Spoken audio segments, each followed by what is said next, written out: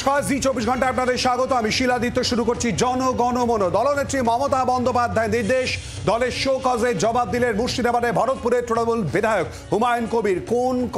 কোনো কথায় কেউ যদি দুঃখ পেয়ে থাকেন তাহলে ক্ষমা প্রার্থী। হতাশা থেকেই কিছু শব্দ বলেছেন। শৃঙ্খলা নিয়ে দলে কড়া অবস্থানের মুখে শো কজের জবাবে লিখলেন তৃণমূল বিধায়ক। সূত্র মারফত যে খবর পাওয়া যাচ্ছে, আর এই নিয়ে আমরা আলোচনা করব। আমাদের সঙ্গে এই মুহূর্তে স্টুডিও রয়েছেন অতিথিরা। আমাদের সঙ্গে রয়েছেন বিজেপি নেতা শঙ্কুদেব পান্ডা, রয়েছেন সিপিআইএম নেতা কলতান দাশগুপ্ত, রয়েছেন কংগ্রেস নেতা সুভাষিস ভট্টাচার্য এবং রয়েছেন তৃণমূল সমর্থক অর্পণ বন্দ্যোপাধ্যায়। প্রত্যেকেই স্বাগত জানাচ্ছি। আলোচনায় আসার আগে প্রথমেই দেখে নেব শৃঙ্খলা রক্ষা কমিটির কাছে কি উত্তর এবং কি অবস্থা। 12টা 20 আমি চিঠি রিসিভ করেছি। আজকে ঠিক 24 ঘন্টার আগেই, প্রায় 23 ঘন্টার মাথায় আমি আজকে সকলের জবাব দিয়েছি। শৃঙ্খলায় করা তৃণমূল কংগ্রেস, হুমায়ুনে কঠোর তৃণমূল নেত্রী। শোকজের জবাব ভরতপুরের বিধায়কের। শৃঙ্খলায় জোর, শৃঙ্খলা ভঙ্গে করা ব্যবস্থা। 26-এর আগে লক্ষ্য দলকে শৃঙ্খলায় বাঁধতে বদ্ধপরিকর তৃণমূল। 6টি বিধানসভা কেন্দ্রের উপনির্বাচনে সবুজ ঝড়ের পর জাতীয় কর্মসমিতির বৈঠকে একটির পরিবর্তে 3টি শৃঙ্খলা রক্ষা কমিটি তৈরি করে স্পষ্ট বুঝিয়ে দিয়েছে ঘাসফুল শিবির। পরপর 3টি যদি এরকম শোকজ নোটিশ যায় তাহলে সেই সদস্য অথবা সদস্যরা সাসপেন্ডেড হবে। অর্থাৎ এটা আমি পার্লামেন্ট করলাম, কিন্তু এই নিয়ম সকলের ক্ষেত্রেই আছে। প্রকাশ্যে মুখ খোলার জন্য 25শে নভেম্বরের জাতীয় কর্মসমিতির বৈঠকে দুদিনের মাথায় বুধবার ভরতপুরের দলীয় বিধায়ক হুমায়ুন কবিরকে শোকজ করে তৃণমূল। শুক্রবার দলের শোকজে জবাব দিলেন হুমায়ুন। এদিন বিধানসভায় শোভনদেব চট্টোপাধ্যায়ের কাছে জবাবি চিঠি জমা দিলেন।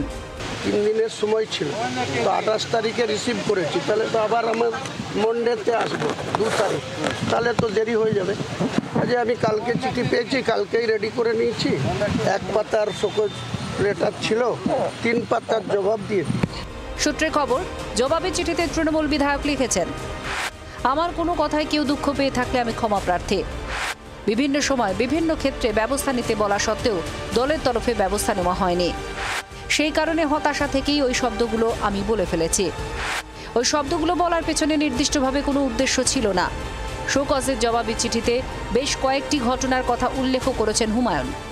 3 দিনের মধ্যে নেবার কথা ছিল, আজকে উত্তর দিয়ে দিয়েছে। সেই উত্তর আমি পেয়েছি এবং আমি আবার একটা ডিসিপ্লিন কমিটি মিটিং রেখে সেটা সকলে পড়বে, পড়ার পর আমরা পরবর্তী সিদ্ধান্ত গ্রহণ করব।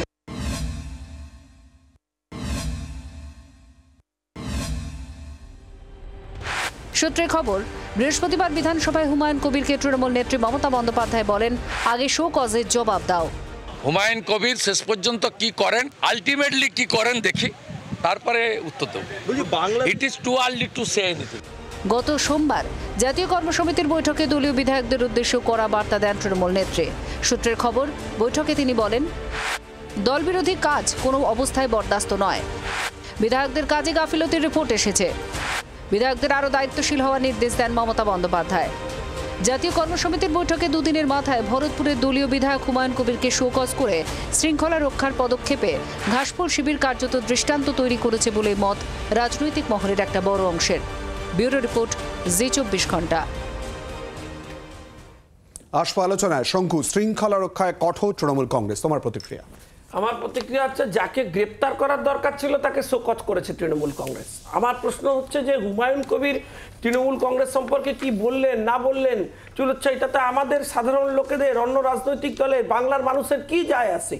উনি যা বলছেন তার দলের ভেতরের খবর নিয়ে যা রিয়াকশন দিয়েছেন সে তার দল বুঝবে, তাতে আমাদের কিছু যায় আসে না। কিন্তু আমার প্রশ্ন যে যিনি মানে তৃণমূল কংগ্রেসের, আমি দেখলাম যে আপনারা কোট করলেন সূত্র মোতাবেক যে কোনোভাবেই নাকি দল বিরোধী কাজ বরদাস্ত নয়, তাহলে কি সমাজ বিরোধী কাজ বরদাস্ত, চুরি বরদাস্ত, ডাকাতি বরদাস্ত? উনি যে ভাষায় সাম্প্রদায়িক উস্কানি দিয়েছেন, ওনাকে কেন গ্রেপ্তার করা হবে না? উনি একটি বিশেষ সম্প্রদায়ের মানুষের বিরুদ্ধে যে মন্তব্য করেছেন সেই জন্য ওনার এগেনস্টে এফআইআর হওয়ার পরেও কোনো লিগ্যাল অ্যাকশন হয়নি। ওনাকে তো গ্রেপ্তার করা উচিত, এখনো পর্যন্ত ওনাকে গ্রেপ্তার করা হয়নি কেন, আমি সেটা জানতে চাই। আর তৃণমূল কংগ্রেসের শৃঙ্খলা কমিটি, শুনুন, তৃণমূল কংগ্রেসের 3টে শৃঙ্খলা রক্ষা কমিটি হয়েছে, ওটার শৃঙ্খলা মেনটেন করার জন্য আরেকটা কমিটি করতে হবে। এই কমিটির ঘুরপ্যাচ মারপ্যাচেই চলতে থাকবে এই সমস্ত নাটক। তৃণমূলে আজ পর্যন্ত আমি তো দেখলাম শৃঙ্খলার নমুনা। তৃণমূলের সর্বময় নেত্রীকে গ্রেপ্তারের জন্য দাবি জানিয়েছিলেন যিনি, তিনি এখন তৃণমূল কংগ্রেসের মুখপাত্র। ফলে আপনি শৃঙ্খলার কথা বলেন কি করে আর আশা করেন কি করে? আমার বক্তব্য খুব নির্দিষ্ট তৃণমূলের কাছে।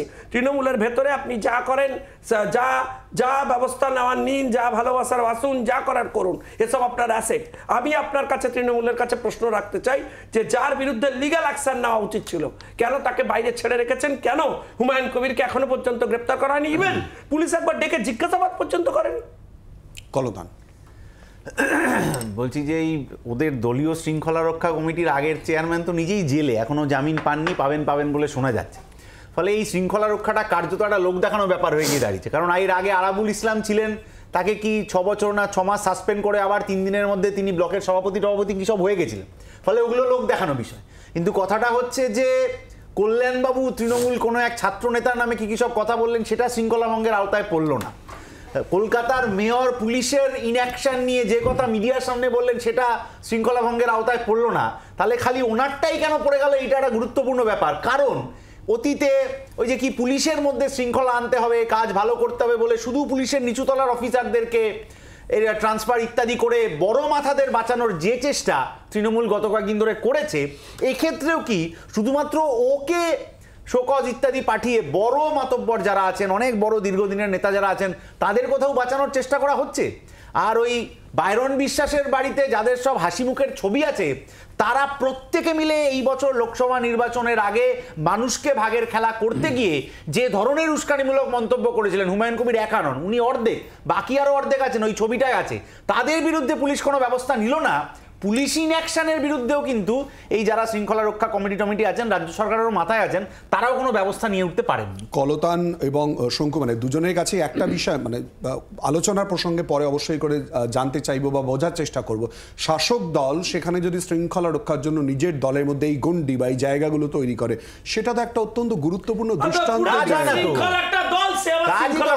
আমি অর্পণের সঙ্গে প্রতিক্রিয়া নেব, তার আগে সুভাষিস। একটা ডাইকোটমি তৈরি হয়েছে এতে। কারণ হলো যে দলটা শৃঙ্খলা রক্ষা করতে গিয়ে ত্রিস্তরীয় বলয় তৈরি করতে হয়, তাহলে কি ভয়ঙ্কর বিশৃঙ্খল দলটা। এবং পশ্চিমবাংলার বুকে জনগণ যেভাবে বীতশ্রদ্ধ হয়ে রয়েছে, তোলাবাজি থেকে আরম্ভ করে সমস্ত তৃণমূলী ছেলেদের অসভ্যতামির জন্য, পুজোর চাঁদা, দুনিয়ার যত আজে বাজে কাজে তৃণমূলের ছেলেরা জড়িয়ে রয়েছে, কে কাকে শাসন করবে? আমরা দেখেছি যে তিলক চৌধুরী রায়গঞ্জ কলেজের এক প্রফেসরকে না প্রিন্সিপালকে মারছেন বাঁশ দিয়ে, তারপরে এফআইআর তো নেওয়াই হলো না। মমতা ব্যানার্জি বললেন যে ছোট ছোট ছেলেদের কাজ। এবার শৃঙ্খলা কমিটি যারা শৃঙ্খলা রক্ষা করার জন্য বৈঠকে বসবেন, মমতা ব্যানার্জির ওপর থেকে যদি এরকম ছোট ছোট বাচ্চা ছেলের কাজ বলে দেয়, তাহলে শৃঙ্খলা কমিটির কাজটা কি হবে? আমি দেখেছি বাকটুয়ের ঘটনায় যখন মারা গেছে সবাই, তখন বলছে আনারুল কেন পুলিশ পাঠালো না? তার মানে এই শৃঙ্খলা তাহলে কমিটি আনারুলের বিরুদ্ধে কি শাস্তি আনবে? পুলিশ না পাঠানোর জন্য খুন হওয়ার পরে আনারুলই কি পুলিশ পাঠানোর মালিক ছিল যে ওকে মানে পাঠাতে হবে? তাহলে পরে এর এগেনস্টে কি ব্যবস্থা নেবে? যেখানে মুখ্যমন্ত্রী বলছে আনারুল কেন পুলিশ পাঠাচ্ছে না, তার মানে এইটা না, এটা একটা ডাইকোটমি।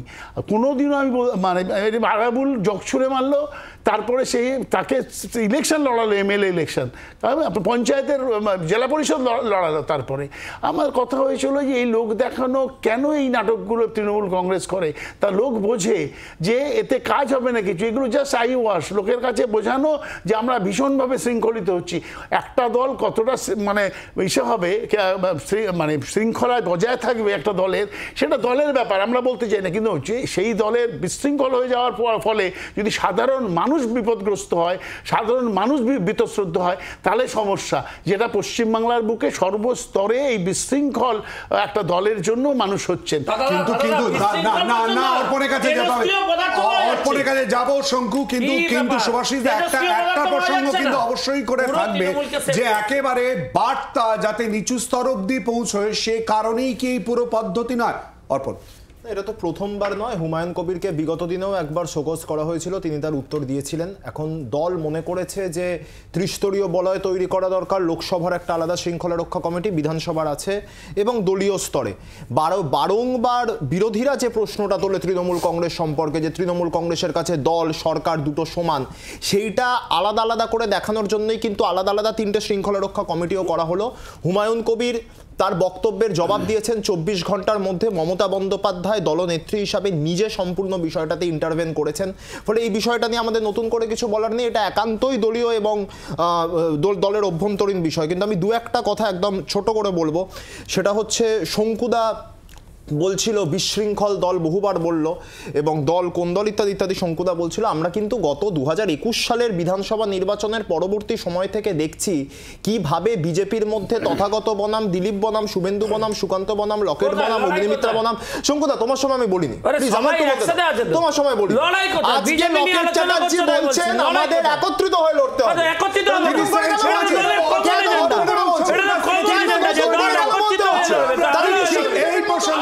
এই প্রসঙ্গে নিয়ে আমরা শুনে নেব লকেট চট্টোপাধ্যায় বিজেপি নেত্রী ঠিক কি বলেছেন, আমরা চট করে শুনে নেব। সবাই আমাদের এই তিনজন যারা ছিলেন তারা সবাই নিজের নিজের যোগ্যতায় রাজ্য সভাপতি হয়েছেন এবং কেন্দ্রীয় নেতৃত্ব ভেবেছেন তারা হয়েছে, এবং লড়াইটা তো যেই আসবে তাকে তো লড়াই করতেই হবে। সুতরাং আমার মনে হয় রাজ্য সভাপতি এবং তার সঙ্গে প্রত্যেকটা মানুষ যদি আমরা ঐক্যবদ্ধ হয়ে লড়াই করি, লড়াইটা কিন্তু একের না, লড়াইটা কিন্তু রাজ্য সভাপতি এবং তার টিমের লড়াই থাকে।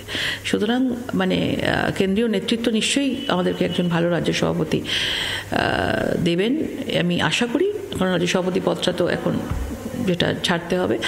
আর আমার মনে হয় আমাদের প্রত্যেককে আগে নিজেদেরকে সঠিক হয়ে ঐক্যবদ্ধ কাজ করলেই আমার মনে হয় আমরা এগোতে পারি।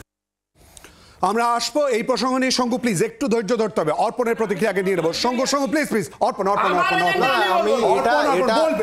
দাঁড়াও, আমরা যে ইস্যুতে ছিলাম তার পরিপ্রেক্ষিতে আলোচনা এসেছে লকেট চট্টোপাধ্যায় বক্তব্য। এইটা লকেট চ্যাটার্জির বক্তব্যটা একান্তই বিজেপির অভ্যন্তরীণ দলীয় বিষয়, সেই বিষয়ে আমাদের কিছু বলার নেই। শুধু একটাই কথা বলবো, এতদিন রাজ্য সভাপতির লড়াইটা শুভেন্দু অধিকারী বনাম সুকান্ত মজুমদার বনাম দিলীপ ঘোষ ছিল।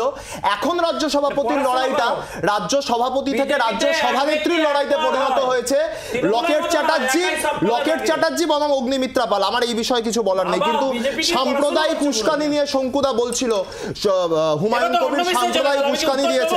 এক সেকেন্ড, তুমি সাম্প্রদায়িক উস্কানি নিয়ে বলেছো তো? এই সাম্প্রদায়িক উস্কানি, জাতিগত উস্কানি আমরা শুনেছি শুভেন্দু অধিকারী থেকে, যখন তিনি বলেন বীরবাহা হাসদা, দেবনাথ হাসদা আমার জুতার তলায় থাকে। এটা শুভেন্দুর কথা। বীরবাহা হাসদা, দেবনাথ হাসদা এরা বাচ্চা আমার জুতোর তলায় থাকে, সেটা শুভেন্দুর বক্তব্য। আমি লাস্ট দুটো কথা বলে শেষ করি। কলতান্দা এবং আমাদের কংগ্রেসের প্রতিনিধি তাতাদা বলছিলেন সিপিএম এর শৃঙ্খলাটা হচ্ছে রেজ্জাক মোল্লা তার প্রাক্তন মুখ্যমন্ত্রী সম্পর্কে বলেন হেলে ধরতে পারে না, কেউটা ধরতে পারে।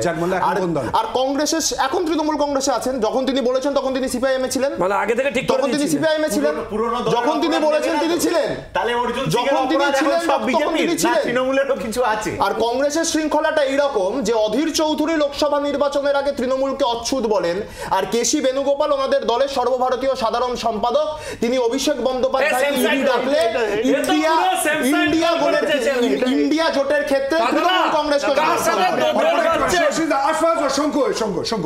প্রথম কথা হচ্ছে যে আজকে যে কোনো দলের যে কোনো নেত্রী বা নেতা যখন বক্তব্য রাখবেন তিনি তো এটা বলবেন যে ভাই সবাই একসাথে লড়াই করুন। এক, দুই, অন্য দল সম্পর্কে যখনই আমি রিয়াকশান দিতে যাব তখন সেই দলের গঠনতন্ত্র জানতে হবে। যেমন তৃণমূল কংগ্রেসে হচ্ছে একটাই পোস্ট, বাকি সব ল্যাম্প পোস্ট, এটা যেমন জানতে হয়, ঠিক তেমনি ভারতীয় জনতা পার্টিতে এক ব্যক্তি এক পদ। সুকান্তদা অলরেডি মন্ত্রী হয়েছেন, অটোমেটিক্যালি আমাদের সিস্টেম আছে পার্টির, এবারে নির্বাচন হবে এবং নতুন কেউ হচ্ছেন সভাপতি হবে।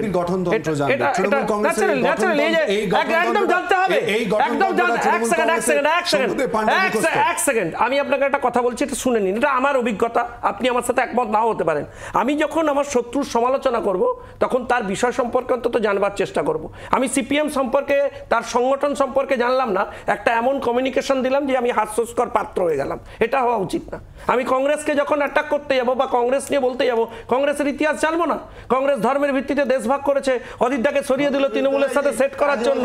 আমি এসব জানবো না, আমি না জেনে কি করে বলবো? আমাকে তো জানতে হবে। আজে বাজে কথা কম, আমি বলছি দাদা আমার শুধু একটা লাইন শেষ করে নি, আমি শুধু একটাই লাইন শেষ করে নি। দাদা একটা জিনিস শুধু মনে রাখতে হবে, আমার বক্তব্য সেখানে না। আমার বক্তব্য হচ্ছে দেখুন, দলের আভ্যন্তরীণ লড়াই ততক্ষণ পর্যন্ত এন্টারটেইনড হয় সেটা দলের ভেতর যখন থাকে, যখন সেটা বকটুই ঘটায়, যখন দলের মারামারির জন্য আপনি শাসক দল হিসেবে রাজ্যের মানুষকে এফেক্টেড করে দেন, তখন আমরা কথা বলতে বাধ্য। আমরা যে তৃণমূল নিয়ে কথা বলছি শৃঙ্খলা রক্ষা কমিটির কাছে ইতিমধ্যেই যে চিঠি এবং যে বক্তব্য উঠে এসেছে তার পরিপ্রেক্ষিতে এরই সঙ্গে যে প্রশ্ন উঠে আসছে, দলকে আরো শৃঙ্খলাবদ্ধ করার লক্ষ্য কি 2026 আসবে? এই নিয়ে জনগণমনতে আলোচনা, একটা বিরতির পর সঙ্গে থাকুন।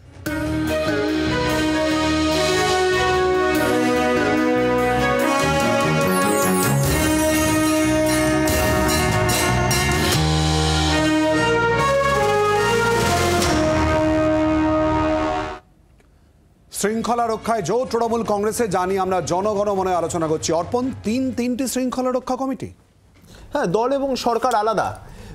সংসদে একটি শৃঙ্খলা রক্ষা কমিটি, বিধানসভায় একটি শৃঙ্খলা রক্ষা কমিটি এবং দলীয় স্তরে একটি শৃঙ্খলা রক্ষা কমিটি। বরং আমি প্রথমেই তো যেমনটা কেউ তো বলেনি, হ্যাঁ আমি প্রথমেই যেমনটা বললাম যে বিরোধীরা আমাদের বিরুদ্ধে বারংবার অভিযোগ তোলেন যে দলতন্ত্র চলছে, সরকার চলছে না, পুলিশ দলতন্ত্রের শিকার ইত্যাদি ইত্যাদি।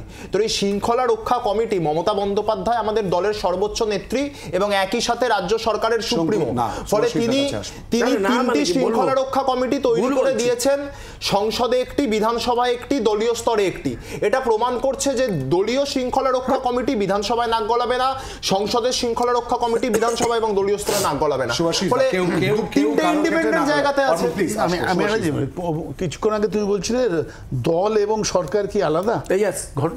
ঘটনা যেটা আমি বলি যে খুব স্বাভাবিক কারণে এই প্রশ্নগুলো ওঠে যখন পুলিশ ঝালদায় আমাদের কংগ্রেসের কাউন্সিলরকে ফোন করে বলে যে জয়েন করে যা তৃণমূলে, নাহলে পরে অসুবিধা হবে, তখন আমি ভাইস চেয়ারম্যান অব্দি করে দিতে পারবো।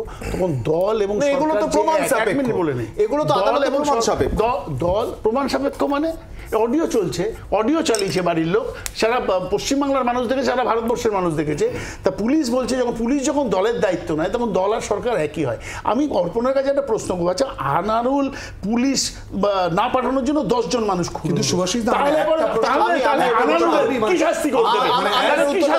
মানে অত্যন্ত সিনিয়র পলিটিশিয়ান হিসেবে আপনার কাছে একটা প্রশ্ন, অবশ্যই করে তৃণমূল কংগ্রেস শাসক দল বেড়েছে, সেই জায়গায় দাঁড়িয়ে তারা যদি তাদের দলকে নিয়ন্ত্রণ করার জন্য এই কমিটি, 3টে কমিটি তৈরি করে, সেক্ষেত্রে অসুবিধেই বা কোথায়? শৃঙ্খলাবদ্ধ অবস্থায় রাখার জন্য। এবং আমরা যেমন দেখলাম যে ভরতপুরের বিধায়ক ইতিমধ্যে উত্তর দিয়েছেন 24 ঘন্টা কাটতে না কাটতে, এগুলো তো দরকার। এই বার্তাটাও তো যাবে নিচুতলার কর্মীদের কাছে, তাই নয়? দল তো 13 বছর ধরে বেড়েছে, একদিনে বাড়েনি, 13 বছর ধরে বাড়ছে। তারপরেও তো শম্ভুনাথ কাউ খুন করে নিজের দলের ছেলেকে, তা তখন কি শম্ভুনাথ কাউকে দল থেকে মানে জেলে পাঠানো হয়েছিল ঠিক কথা, কিন্তু দম্বিনাথ বাড়ির লোকেরা সবাই তৃণমূল কংগ্রেস করেছে।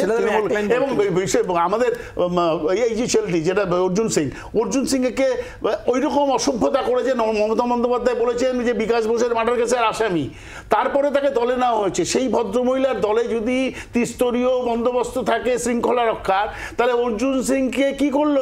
সে বলেছিলেন তো তিনি দাঁড়িয়ে আমি শুধু একটা জায়গায় ওর সাথে ডিফার করব, যেটা হচ্ছে যে পুলিশ যে অ্যাকশন নেবে সেটা তো পার্টি নেবে না। ও যে বলছে না যে সরকারের জন্য আলাদা কমিটি, বিধানসভার জন্য আলাদা কমিটি, পার্টির জন্য আলাদা কমিটি, এই কনসেপ্টটাই ভুল ভাই। গভর্নমেন্ট হচ্ছে, আমার ক্ষেত্রে আমারও মুখ্যমন্ত্রীর নাম মমতা বন্দ্যোপাধ্যায়, আমারও লিডার অফ অপোজিশনের নাম শুভেন্দু অধিকারী। ফলে উনি যে কমিউনালি যে বক্তব্য রেখেছেন, যার এগেনস্টে আইপিসিতে বা ইন্ডিয়া ভারতীয় সংবিধানে যা প্রভিশন রয়েছে যে অ্যাকশন নেওয়া উচিত সরকারের, সেটা দল কি করে নেবে? দলের শৃঙ্খলা, সরকারের শৃঙ্খলা গুলিয়ে ফেললে তো হবে না।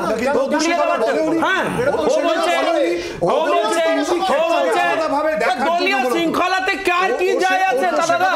ওর দলীয় শৃঙ্খলায় খেলো কি নোবেল পুরস্কার দিল কার কি যায় আছে? দল আর সরকার যে একেবারে মিলেমিশে গিয়েছে তৃণমূলের ক্ষেত্রে আপনি রাস্তায় বেরোলে প্রমাণ পাবেন। সল্টলেক এই স্টেডিয়ামের কাছে একটি কমিউনিটি হল কর্পোরেশনের তৈরি, লেখা আছে পৌরমাতার নাম, তার পাশে দেওয়া আছে সভাপতির নাম, সম্ভবত ওইটা আগে উনি কাউন্সিলর ছিলেন, এখন বোধহয় আর তার বাড়ির লোক কেউ হয়েছেন। কিন্তু পুরসভার কমিউনিটি হলে সভাপতির নাম কেন থাকতে হয় পুরমাতার নাম থাকা সত্ত্বেও? এইখানেই বোঝা যায় দল আর সরকার পুরো একসাথে হয়। এটি বেসরকারি হাসপাতালের উল্টো দিকে, যে কেউ যাওয়ার পথে রাস্তায় দেখে নিতে পারে। আমার কথা হচ্ছে যে দল এবং সরকার দুটোই দুর্নীতিতে এত ডুবে পড়েছে, ফলে কে এখন কার মাথা ধরবে এটা নিয়ে কিন্তু তীব্র লড়াই আছে। ফলে সেই লড়াইতে ঢাকতে মাঝে মধ্যে এরকম লোক দেখানো শৃঙ্খলা রক্ষা কমিটি করতে হয়। শৃঙ্খলা রক্ষার কথা বলছে, আর সিপিএম এর শৃঙ্খলার ক্ষেত্রে নানান বিষয় কিন্তু আলোচনায় উঠে আসেছে। কান্তি গঙ্গোপাধ্যায় জি24 ঘন্টাকে কি বলেছেন শোনাবো। আমি পার্টি করি না, আমি পার্টিকে গড়ে তুলি। তার অর্থটা কি? আমি যে মতাদর্শে বিশ্বাসী সেই মতাদর্শ কত মানুষের কাছে নিয়ে যেতে পারলাম, পার্টির অভ্যন্তরে তাদের নিয়ে আসতে পারলাম। মিছিল মিটিংয়ে আমি একা গিয়ে হাজিরা দিলাম, সেইটাই যথেষ্ট না। আমার পেছনে আমার সঙ্গে কত লোককে নিয়ে আসতে পারলাম। Engine without compartment, without passenger হতে পারে না। এখন ইঞ্জিন হচ্ছে, কম্পার্টমেন্টেরও নেই, প্যাসেঞ্জারও নেই। এই ব্যাপারে পার্টিকে উদ্যোগী হতে হবে। আর এই সোশ্যাল মিডিয়া যে এডিকশানটা দেখছি, নিজেকে জাহির করার প্রতিষ্ঠা, এটা আমার ভালো লাগে না। পার্টি করি না, পার্টি গড়ে তুলি, এই মনোভাবেই সবাইকে এগোতে হবে। কম্পার্টমেন্টও নেই, প্যাসেঞ্জারও নেই, কান্তি গঙ্গোপাধ্যায়ের বক্তব্য জি24 ঘন্টাকে। কলতানের কাছে এবং অন্যান্য অতিথিদের কাছে আলোচনায় ফেরত আসবো একটা বিরতির পর। জনগণমনতের সঙ্গে থাকুন।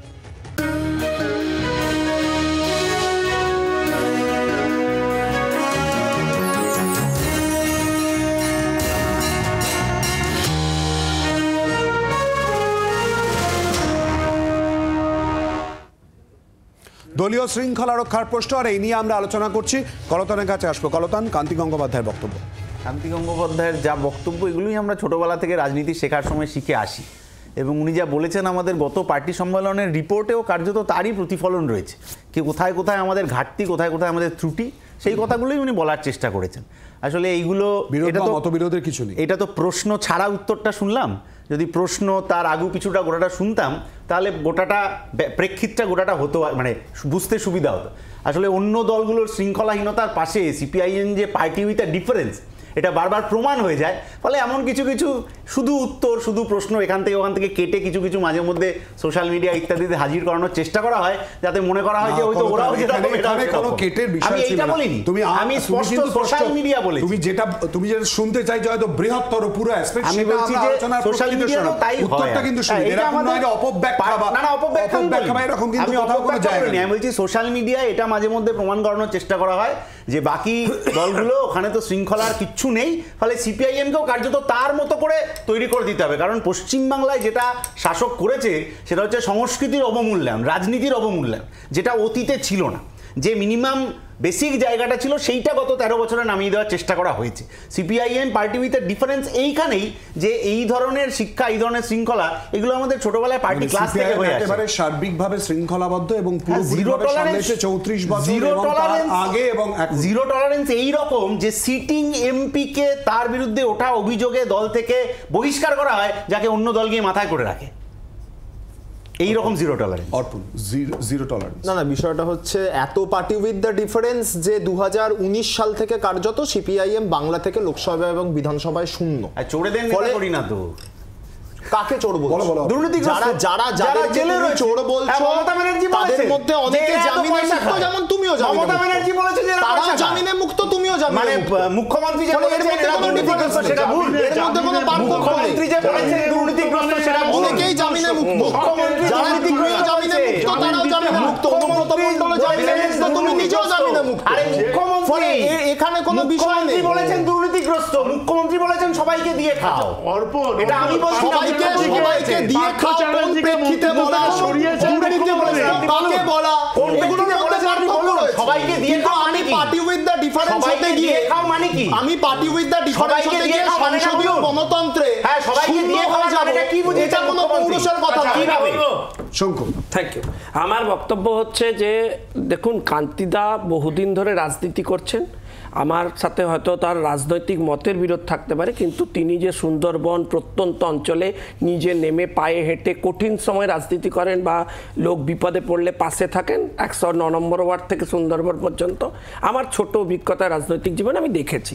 আমার মনে হয় এই সরাসরি আক্রমণটা উনি করেছেন মোহাম্মদ সেলিমকে, কারণ যে আমাকে শেষ করতে রে বাবা সবে 5 ফোড়ন দিয়েছি কলতান উত্তেজিত হয়ে যাচ্ছে। যে যে জনভিত্তি কান্তিবাবু আছে, সেলিম বাবুর কি জনভিত্তি আছে সেটা আপনি কি করে জানেন? সেলিম বাবুকে কোথায় দেখা যায়? আমি কোথাও দেখিনি। কোথায় কোথা থেকে এসে শুধু কোটায় সেক্রেটারি হয়ে গেলেন, জেনারেল সেক্রেটারি। সেই লড়াই হবে না। আচ্ছা শুনুন, আরেকটা লাইন শুনুন। আমি দেখলাম যে অভিযোগ উঠলো যে কোনো ভাই এক সেকেন্ড ভাই ধরুন, আমি দেখলাম যে পার্টি পুরো ডিফারেন্ট পার্টির কি ডিফারেন্সেস কি সব আছে আমি জানি না, কিন্তু পার্টি যে পুরো আলাদা সেটা আমি দেখলাম তন্ময় বাবুর কেসে। ধরুন তন্ময় বাবুর কেসে শোকজ হওয়ার আগে সাসপেন্ড হয়, আবার ঋতব্রতর কাছে সেটিং এর জন্য মিটিং চলে। কোথায়? এই তো পার্টি। আরে এই সব ভাব দিয়ে এই তো সেটিং, এই তো পার্টির গণতন্ত্র। পার্টির ট্রেজারার মারা হয়ে গেছিল সিপিএম এ। হুমায়ুন কবির এই চিঠি দিয়েছেন, আর চিঠি দেওয়ার পর তিনি সাংবাদিকদের মুখোমুখি হয়েছিলেন এবং তিনি কি বলেছেন শোনাবার। অপরদিকে রাজ্যের বিরোধী দলনেতা শুভেন্দু অধিকারীও বা কি বলেছেন এর প্রসঙ্গ নিয়ে শোনাবো। 12টা 20 আমি চিঠি রিসিভ করেছিলাম। আজকে ঠিক 24 ঘন্টার আগেই, প্রায় 23 ঘন্টার মাথায় আমি আজকে সকলের জবাব দিয়েছি। তাড়াহুড়োর ব্যাপার না, আজকে ফ্রাইডে, আমি তো মুর্শিদাবাদে চলে যাব বিকেলে, কাজেই 3 দিনের সময় ছিল। তো 28 তারিখে রিসিভ করেছি, তাহলে তো আবার আমার মন্ডেতে আসবো 2 তারিখ, তাহলে তো দেরি হয়ে যাবে। কাজে আমি কালকে চিঠি পেয়েছি, কালকেই রেডি করে নিয়েছি। 1 পাতার শোকজ লেটার ছিল, 3 পাতার জবাব দিয়ে দিয়েছি। হুমায়ুন কবির শেষ পর্যন্ত কি করেন, কারণ তিনি 24-এর লোকসভা ভোটের আগে ইউসুফ পাঠানকে গুজরাটি বলেছিলেন, তারপরে ভাইপো ডেকে ওকে আর নিয়ামত শেখকে টুপি পরিয়ে দিয়েছিল, পরের দিন ধাই করে নামতে নেমে পড়েছেন। আলটিমেটলি কি করেন দেখি, তারপরে উত্তর দেব। It is too early to say anything. Arpan, it is too early to say. রাজ্যের বিরোধী দলনেতা বলছেন হুমায়ুন কবির এরপর কি করেন। রাজ্যের বিরোধী দলনেতা আমরা দেখেছিলাম কয়েক বছর আগে, 2-1 বছর আগে হবে, তিনি ডিসেম্বরের 3টে তারিখ দিয়েছিলেন। তিনি প্রতিবার বলেন অমুক তারিখে কি হয় দেখা যাক, অমুক কি করেন দেখা যাক, অমুক দল তৃণমূল ছেড়ে আমাদের দলে চলে আসছে। কিন্তু আমরা যেটা দেখতে পাচ্ছি যে বিজেপি 2021 সালে 77 ছিল, 77 থেকে 11টা কমে আজকে 66 হয়ে গেছে। দরজা তো খোলেননি মমতা। এখন শুনছি যে দরজা খুলবে বলেছিল সেই নাকি দরজা বন্ধ করে দিচ্ছে তোমাদের জন্য। দরজা খোলেননি, তৃণমূলের দরজা নাকি সে বন্ধ করে দিচ্ছে, যে দরজা খুলবে বলেছিল। দরজা খোলা হয় বিজেপি থাকবে সে আছে, দলে আছে। 2021 সাল থেকে যে দরজা খুলবে বলেছিল সে দলে আছে। 2024 আরে বলো না, তিনি দলের সর্বভারতীয় সাধারণ কোথায়? তিনি কোথায়? অভিষেক বন্দ্যোপাধ্যায় দলের একজন সাধারণ সম্পাদককে তো স্পোকসপারসনে নামিয়ে দিয়েছো। অভিষেক বন্দ্যোপাধ্যায় দলের সর্বভারতীয় একজন সাধারণ সম্পাদককে স্পোকসপারসনে নামিয়ে দিয়েছো। অভিষেক বন্দ্যোপাধ্যায় উনি শুধু বলেন, national general secretary of the party. Abhishek Bandyopadhyay তো অর্গানাইজেশন কি কাজ করেন? উনি শুধু দিল্লির ম্যাটারে কথা বলবেন, আর কোনো ম্যাটারে বলবেন না। তিনি সর্বভারতীয় প্রেক্ষাপটে সেটা জানতে চাইছি তো কি করেছো। আমরা তো দেখেছি তিনি আছেন, 2021 সাল থেকে দরজা খুলেছো, জানালা খুলেছো না বন্ধ করে দিয়েছো? জানালার একটা করে তাতেই এই অবস্থা। বিজেপি 77 থেকে 66 এই আশায় আছো? বিজেপি 77 থেকে 66 হয়েছে। বলছি এই আশায় আছো? শুভেন্দু অধিকারী যে খুলবে বলেছিলেন সে আছেন? শুভেন্দু নিশ্চিত তিনি আছেন দলে, সক্রিয়তার সাথে তিনি আছেন। নেতৃত্বে আছেন মমতা বন্দ্যোপাধ্যায়। কতদিন থাকবে? একটুখানি সুভাষিতা। না, আমি দুটো জিনিস হাইলাইট করবো। সেটা হলো মমতা বন্দ্যোপাধ্যায় এবং অভিষেক বন্দ্যোপাধ্যায়ের মধ্যে শার্প ডিভিশন তৈরি হয়েছে, এটা বোঝা যাচ্ছে। যেন হুমায়ুন কবির বললেন কল্যাণকে কেন সাজা দেওয়া হচ্ছে না, কারণ কল্যাণ মমতা ব্যানার্জির হয়ে বলেছে তাই সাজা দেওয়া যাবে না, হুমায়ুন অভিষেকের হয়ে বলেছে তাই ওকে শোকজ খেতে হবে। ঠিক পাশাপাশি ওই যে বলছিলেন না কান্তি গাঙ্গুলি, কিছু কংগ্রেসের রাজনৈতিক বক্তব্য। নিশ্চয়ই তাই, নিশ্চয়ই তাই। কারণ হলো যে এটা খুব স্বাভাবিক, কারণ ডিভিশন হয়েছে, এটা বোঝা যাচ্ছে। তো এটা বোঝা যাচ্ছে, এটা রাজনৈতিক বক্তব্য, এটা খালি চোখে দেখতে পাচ্ছে কংগ্রেসের লোকেরা, সাধারণ লোকেরা। আমি একটা কথা বলছি,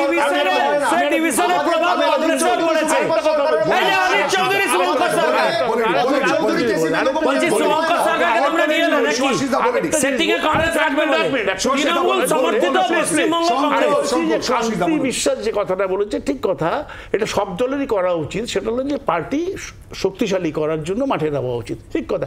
বিজেপি সেটা করে না। বিজেপির করে এই শক্তিশালী পার্টিকে শক্তিশালী করার জন্য ইডি সিবিআই কাজে লাগে। মহারাষ্ট্রতে দেখেছি আমরা যখন জোট করছি, আমরা যখন জোট করছি, আমি বলেন আমরা যখন ইমার্জেন্সি করেছিলেন কংগ্রেস, তখন একের পর এক স্টেট গভর্নমেন্টকে ইলেক্টেড স্টেট গভর্নমেন্ট ফেলে দিয়েছো তোমরা। কংগ্রেস তোমাদের জন্য আজ পর্যন্ত কাশ্মীর ভারতের অবিচ্ছেদ্য অংশ আলাদা হয়েছিল, তোমরা রেসপন্সিবল। কংগ্রেস বড় বড় কথা বলছে, কংগ্রেস এই দেশটাকে 170 ভাগ ভেঙে দিয়েছিল। Congress responsible for that. কংগ্রেসের কাছে শিখবো, তোমরা আবার বড় বড় কথা বিজেপি করে না, তোমাদের বড় বড় কথা শক্তিশালী করার জন্য মাঠে নেমে করতে হয়, বিজেপি করে না। সুভাষিসদার বক্তব্য। দেখুন সুভাষিসদা এখন যত কম মাঠে নামেন ততই মঙ্গল, কারণ দলটা তো মাঠ থেকে তুলে পুরোপুরি তৃণমূলের হাতে দিয়ে দিয়েছেন। প্রেসিডেন্ট রাখতে পারেননি, যে লোকটা মাঠে নামতো অধীর চৌধুরী, যে লোকটা ওদের বিরুদ্ধে বলতো তাকে প্রেসিডেন্ট থেকে সরিয়ে দিয়েছে। কেন? তৃণমূলের হয়ে কাজ করবে বলে। তৃণমূল সমর্থিত জাতীয় পশ্চিমবঙ্গ কংগ্রেস যাকে মনে করছে ফুল সেটিং বিজেপি তৃণমূলের সেটিং এর অভিযোগ, সেখানে কংগ্রেসের নাম সংখ্যা করছে। আগে বিজেপি কি বলছে? কটা সিট বিজেপি আর তৃণমূলের সেটিং কে বলছে? কংগ্রেস। কংগ্রেস বলছে এই কথা, কটা সিট নিজেরা তৃণমূলের সাথে সেট করে চলে। আবার বড় বড় অনেক কিছু আছে, এই যে কথাটা বলছে একটু বড় বড় দেবে, একটু বড় প্রেসিডেন্ট বলবে, ডিসিপ্লিনারি অ্যাকশন হবে, তৃণমূল অফিস থেকে ফোন আসবে, তাদের বলবে এটা আমি বলিনি, কোনো শিলালিপিটা দেখাবে না, নেটে তুলবে না, আবার চাকরি চলে যাবে। বিজেপির বাংলা অনুমতি দিয়েছেন, চ্যানেলের মতো অবস্থান নিয়ে চলবে এবং অপরদিকে দলীয় বক্তব্য তোমার যেমন থাকবে, সুভাষিসদারও একই রকম বক্তব্য থাকবে। আর ঠিক এই জায়গায় শৃঙ্খলা রক্ষা কমিটি এবং শৃঙ্খলায় জোর যে প্রশ্নটা আমরা তোলার চেষ্টা করছি, তাহলে লক্ষ্য কি 2026, এই নিয়ে আসবো আলোচনা। একটা বিরতির পর সঙ্গে থাকুন।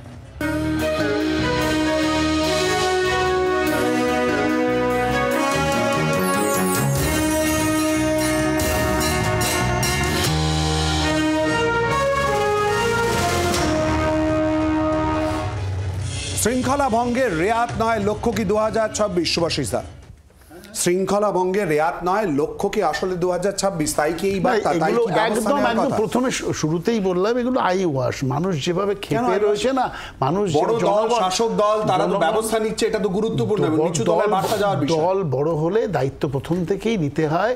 জনগণ যখন কাউকে দায়িত্ব দেয়, ভোটে জেতায়, তখন দায়িত্ব বাড়ে। তোলাবাজি করা উচিত না, মানুষকে যন্ত্রণা দেওয়া উচিত না, এটা প্রথম থেকেই ভেবে রাখা উচিত যে কোনো শাসকের। সুতরাং তৃণমূল কংগ্রেস যদি মনে করে যে আজকে করতে হবে এই ব্যাপারটা 26-এর ঠিক প্রাক মুহূর্তে 26-এর নির্বাচনের, সুতরাং এটা মানুষ বুঝতে পারছে। এটা মুহূর্ত কোথায়? 26 এক বছর দেখতে দেখতে চলে যাবে। 6-0 সেটা নয়, 6-0 হতে গেলে এই কথাগুলো উঠলে পরে আবার অন্যদিন একটা বিতর্ক হতে পারে। 6-0 হয়েছে কিভাবে, কি বৃত্তান্ত? আমি বলছি, আমি বলে নেই, তালডাঙ্গায় আমি 12 দিন ছিলাম, আমি দেখেছি চাপা সন্ত্রাস কোন পর্যায়ে আছে।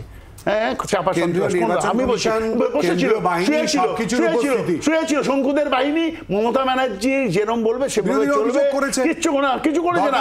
কেন্দ্রীয় বাহিনী, নির্বাচন কমিশন সব চুপ করে থাকে। পশ্চিমবাংলায় যখন এরা ঢোকে, নির্বাচন কমিশন চুপ করেছে। আমরা অন্তত 23টা চিঠি লিখেছি, কোনো কাজ হয়নি। যে যার মতন পেরেছে, বুথে ঢুকেছে, বুথে এজেন্টদের তুলেছে।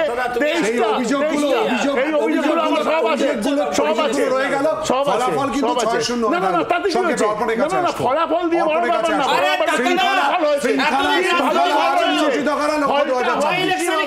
ফলটা হয়েছে কিভাবে হয়েছে, মানুষকে ভোট দিতে দেয়নি।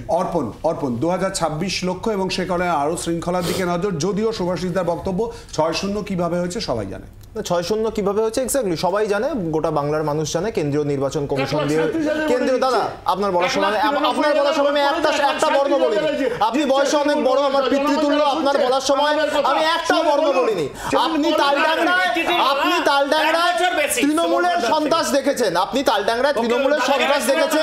অথচ বাঁকুড়া সার্কিট হাউসে তালডাংরার বিজেপির প্রার্থীর সাথে কেন্দ্রীয় নির্বাচন কমিশন, কেন্দ্রীয় বাহিনী, তাদের সেটিং, তাদের মিটিং আপনি দেখতে পাননি। আপনি তালডাংরা তৃণমূলের সন্ত্রাসটা দেখতে পেয়েছেন। আমার বক্তব্য হচ্ছে 2024 সালের লোকসভা নির্বাচন সম্পন্ন হবার পর থেকে তৃণমূল কংগ্রেস 2026 সালের বিধানসভা নির্বাচনের দিকে অগ্রসর হয়েছে।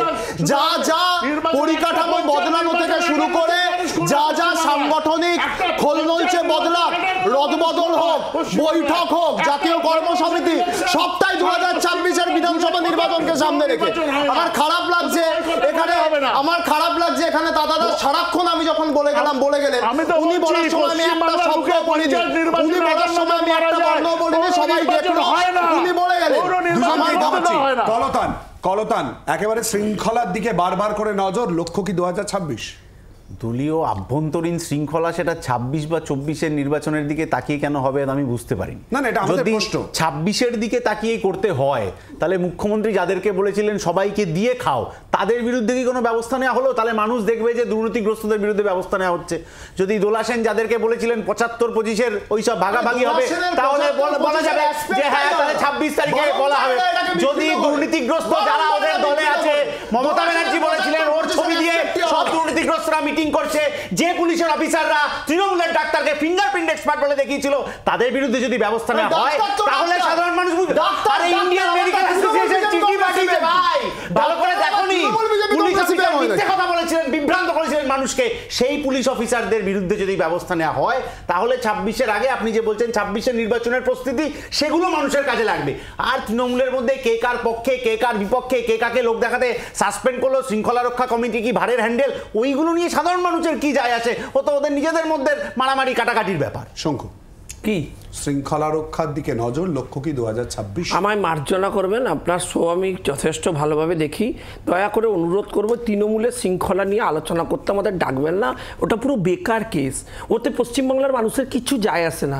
সবাই বুঝে গেছে যে পুরো বাস্কেট পচে গেছে, আপনারা নিয়ে আসবেন, বেকার ক্যাম্পেইন করবেন, 1 ঘন্টা ধরে আলোচনা হবে, একটা পচা আপেলের বাক্স নিয়ে ডিসকাশন, কোন আপেল ভালো কোন আপেল খারাপ, পুরোটাই কোন দলে বিষয়গুলো তো আমরা ঠিক করব, সেই অনুযায়ী আলোচনা হবে।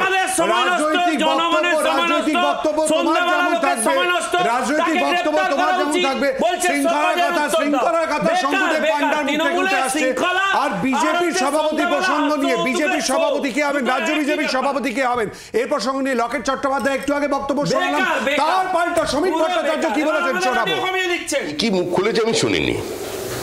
আমি এখানে মেম্বারশিপ করানোর দায়িত্বে আছি, পার্টি কাজ দিয়েছে সেই কাজটা করে যাচ্ছে।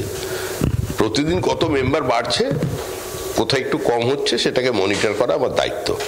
কেউ যদি মন্তব্য করেন, মত প্রকাশের অধিকার প্রত্যেকেরই আছে, তারা তাদের মতো করে করছেন। তবে বিজেপির মতো দলে এটা কাঙ্ক্ষিত নয়।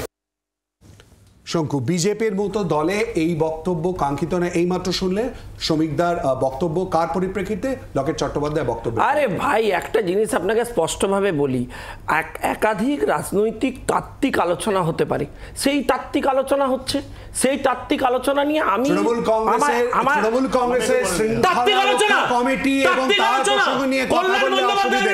আর এক্ষেত্রে রাজ্য বিজেপির সভাপতি নিয়ে তোমার দলের নেতৃত্ব বলছে তো, তোমার দলের নেতৃত্ব বলছে তো, তার বেলা তাত্ত্বিক আলোচনা, তার বেলা তাত্ত্বিক আলোচনার প্রেক্ষাপট অর্পণদার সঙ্গে বিষয়ভিত্তিক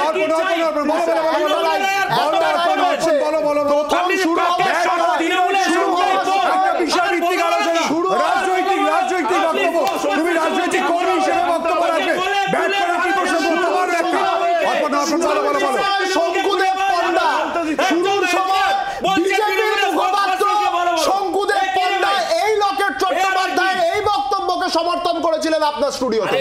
সেই বক্তব্যকে অসমর্থন করছেন রাজ্যসভার সাংসদ শ্রমিক বর্ষা। 30 সেকেন্ড নেই। কালকে অগ্নিমিত্রা পাল বলেছেন, এক মিনিট, কালকে অগ্নিমিত্রা বিজেপি নিয়ে আলোচনা করবে, আনকম্প্রোমাইজ একজন, তার মানে বিজেপিকে কম্প্রোমাইজ করে রয়েছে কংগ্রেস আর তৃণমূল একসাথে বিজেপি নিয়ে আলোচনা করছে। আমি বলে শুনতে খারাপ লাগে, তৃণমূল সমর্থিত আমি জানি পশ্চিমবঙ্গের জাতীয় কংগ্রেস আজকে বললে ভালো লাগে, আজকে এখন বলতে ভালো লাগে, বিজেপিকে টার্গেট করছে মানুষ দেখছে। আগের জন আর কত সিদ্ধারা কংগ্রেস কংগ্রেসটা তুলে নিন, তৃণমূলের ব্র্যান্ডটাকে দিন, তৃণমূল সমর্থিত পশ্চিমবঙ্গ কংগ্রেস এই জায়গায় নিয়ে চলে যান, এই অবস্থায় নিয়ে চলে যান।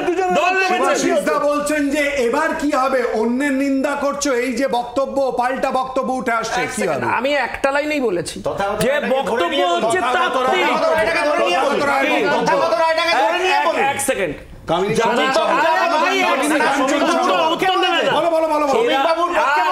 আরে ভাই বলি,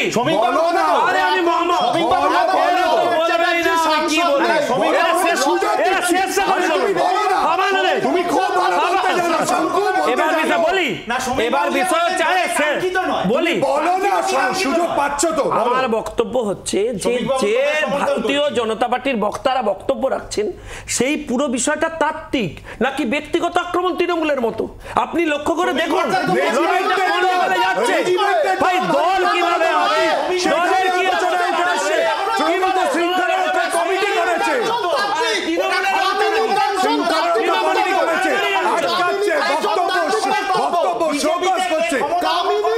সভাপতি হবে। এক সেকেন্ড বাবু, শুভেন্দু অধিকারী তত্ত্ব না শ্রমিক বার্তার তত্ত্ব, কারটা ক্ষমতা দেয় ভাইটি 1 মিনিট, আচ্ছা তৃণমূলকে দিয়ে দিই শ্রমিক বার্তা ধাক্কাটা বলে বাবা উত্তেজিত হয়ে গেছে। আমি ওই উত্তরটা দেব, না থামলে জেল থেকে উত্তেজিত হয়ে গেছে দাদা। আচ্ছা আমার ওই যে শ্রমিক ধাক্কাটা মেরেছিলেন অর্জুন সিং নির্বাচনের দিন, ওটা কি তাত্ত্বিক আলোচনা ছিল? সেদিন কি রাস্তার মধ্যে আরে কামিনী কাঞ্চন বলো, আচ্ছা আমার রাস্তার মধ্যে আচ্ছা তাত্ত্বিক আলোচনা ছিল, বলো বলো শঙ্কু, সবার উপরে বলতে যাবে তুমি, বলো। আমার বক্তব্য হচ্ছে ওটা খুব গুরুত্বপূর্ণ বিষয় বলেছে যে কামিনী কাঞ্চনের বক্তব্য কি তাত্ত্বিক বক্তব্য? আমার বক্তব্য ভাই 100% তোমার দলে আছে। কামিনী কাঞ্চন নিয়েই তো অভিযোগ উঠেছিল সিপিএম এর ঋতব্রতর বিরুদ্ধে, তুমি তো তাকে দলে তুলে নিয়ে গেছো, তুমি তো মাথায় বসিয়েছো, তুমি তো আলোচনাই করনি। তথাগতদের মতো একজন সিনিয়র লিডার বলেছে তোমার শোনা উচিত ছিল, তুমি শোনোনি, তুমি এক্সট্রা করেছো। ভাই আমরা শুনেছি, আমরা আলোচনা করছি সম্পর্কে উত্তর পাওয়া গেল না শঙ্কু, উত্তর পাওয়া গেল না, উত্তর পাওয়া গেল না শঙ্কু। বিজেপির তরফ থেকে শঙ্কুদেব পান্ডার বক্তব্য ছিল শৃঙ্খলা রক্ষা কমিটি নিয়ে কেন বক্তব্য রাখবে, আর অপরদিকে পুরো বক্তব্য রাখার পর বক্তব্য যখন প্রশ্ন উঠে এলো কামিনী কাঞ্চন সহ বিজেপির বক্তব্য নিয়ে, উত্তরের ক্ষেত্রে কিন্তু অন্য দলের দিকে মূলত ইঙ্গিত করে দিল। আপনাদের সবাইকে ধন্যবাদ আমার এই সঙ্গে এই আলোচনায় অংশগ্রহণ করার জন্য। আজকের মতো জনগণমন এ পর্যন্তই, নিচ্ছি ছোট্ট একটা বিরতি, এরপর 1 ঘন্টায় সারাদিন দেখুন সম্প্রীতির সঙ্গে।